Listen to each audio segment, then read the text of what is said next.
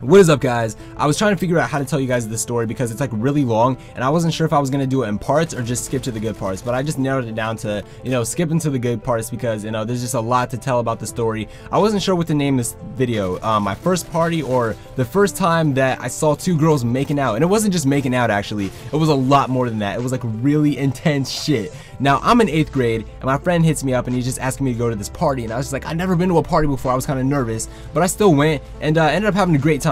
Now, I get to this party and the first thing that I notice is, by the way, it was a Halloween party. I don't know if I said that. It was a week before Halloween, so it was a Halloween party, and most people were dressed up. I wasn't. I was just in street clothes because I thought I was way too cool to fucking dress up. So, get to this party, go in the front door. First thing I notice is that there's a big sign on the staircase that leads upstairs, and it says, "You are not allowed upstairs," and there's like a rope going across it, and it was like really legit. Like, they did not want people going upstairs. So, I get in the kitchen and I notice there's parents, and the parents were just killing the vibe of this party because I remember I was in the basement, and the basement was where the main party was, and the basement, I mean, it was bumping. We had music going on down there, professional, really nice speakers. We had lights, and the lights were off, and we had disco lights, so there was like a disco ball going on. And so we're in the basement, and the dad, I mean, every like 20 minutes would come downstairs and flip on the lights to the basement, and we were all like, what the fuck, man, like, you are killing the vibe. So I got sick of that, and I went out to the backyard, and I go out to the backyard, and there's like a bunch of hippies around the campfire. There's some people swimming in the pool,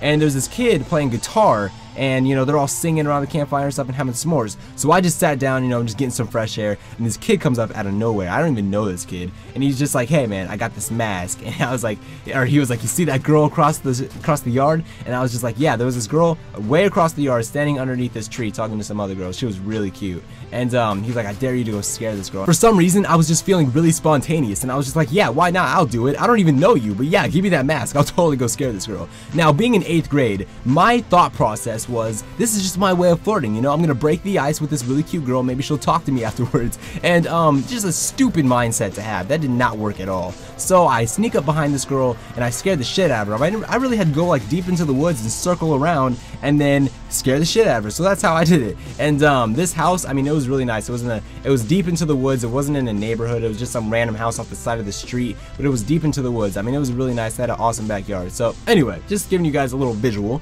So scare the shit out of this girl, and she runs back into the house, and like with all of her friends, they're all screaming, and this kid starts cracking up. Everybody around the pool and the campfires laughing, and I give this kid the mask back, and I was just like, "Hey, did you know her name?" And he's like, "Nah, man, I don't even know who she is." And I was just like, "Really?" And so I was like, "Well, I gotta get her name," because she was really hot. So I start looking for her, and I go in the house and I'm searching for this girl, and I can't find her anywhere. And the first place that I checked though was the basement, because that was like the main party. That was where everybody was at. So I go down to the basement, and there was this kid, just real goofy looking kid, standing by the staircase, and he had this Elvis costume on, and I was just like, "Hey, did you see a girl come down here a few minutes ago?" And he was just like, "No, man, nobody's been down here. People would just be going up." And I was just like, "All right, man, thanks." So that was out of the picture. I narrowed it down that she was not in the basement. So I walk around to where I first came into the house, the front door, and I'm looking at the staircase, and the staircase, like I said in the beginning of the story, has this sign on it that says, "Do not go upstairs." And I was just like, I think I'm gonna go upstairs. Maybe she went up there.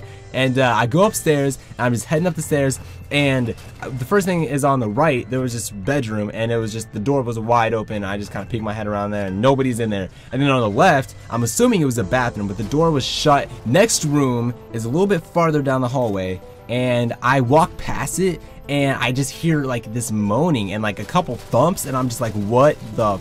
I had an idea of what it was, but I wasn't really sure, because I was just like, we're in 8th grade. Like, I'm not expecting anything like that, So I peek my head into, I put my hand on the handle, slowly turn it, and just push it open real soft. I'm just trying to be stealthy, and I peek my head in, and it's this girl on top of another girl. The girl that was on top, her name was Megan, and when I got to this party, I did see her, and I noticed, like, there was a rumor going around about this girl that she was bisexual, but she wouldn't admit it, and nobody had any proof. And like, it was one of those things where you would ask her and she wouldn't admit it, but she wouldn't deny it. It was one of those, she was just no comment. So Megan is on top of this other girl. I didn't even know the other girl, completely naked. I mean, she's got like a thong on, but she doesn't have a bra on at all. And it was like, what the fuck? I didn't even know what to do. I was freaking out. And I put my head back into the hallway, and I'm just walking, I'm pacing. I'm like, oh my god, did I just see that? Oh my god. And so I got on my phone, and I texted one of my friends that was at the party. I'm like, hey man, are you still in the basement?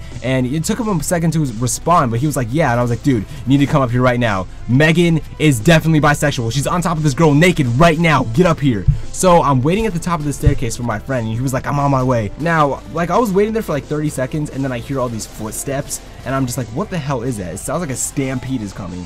And sure enough, 6 or 7 other people, including my friend, come around this corner, jump over the rope to come upstairs, and we're all, just a group of people are at the top of the staircase just standing there. And I'm like, dude, why did you bring all these people? Now, there was one of the guys that followed my friend. His name was Brian, and I hated this kid. He was notorious for starting fights with people, and he was asking me, where are they? And he's like, I knew Megan was bisexual. And I was just like, dude, I'm like, why did you, no, get the fuck out of here. You gotta go back downstairs, dude. We can't have so many people up here. And Brian was just trying to start a fight with me. Like, he put his hands on me. He's like, dude, tell me where they are. And I just pushed him off of me, and then, you know, we started like shoving each other, and it was like getting intense, and we were making a lot of noise at this point. And Brian's like, fuck this, and he just turns around and starts looking in every single room, and he opens the door to where the 2 girls are making out, and we're all at this point standing in the doorway, and he pushes the door open, and holy shit, I mean, Megan flips over, rolls off the bed, and like, you know, it was just a reflex. She got scared,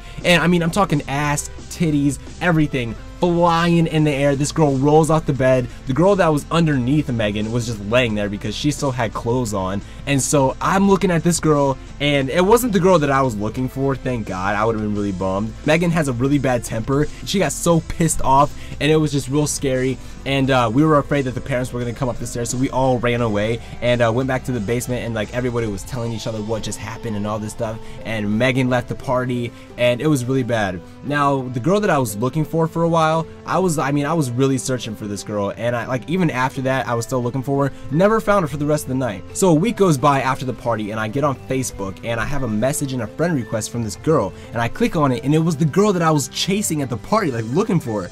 And she was like, hey, aren't you that guy that scared me? And I was just like, yeah, that was me. And we actually ended up dating for a while after that. We hung out a few times, got to know each other. But yeah, that's the end of the story, guys. Hope you enjoyed it. That was the first time I ever saw 2 girls making out.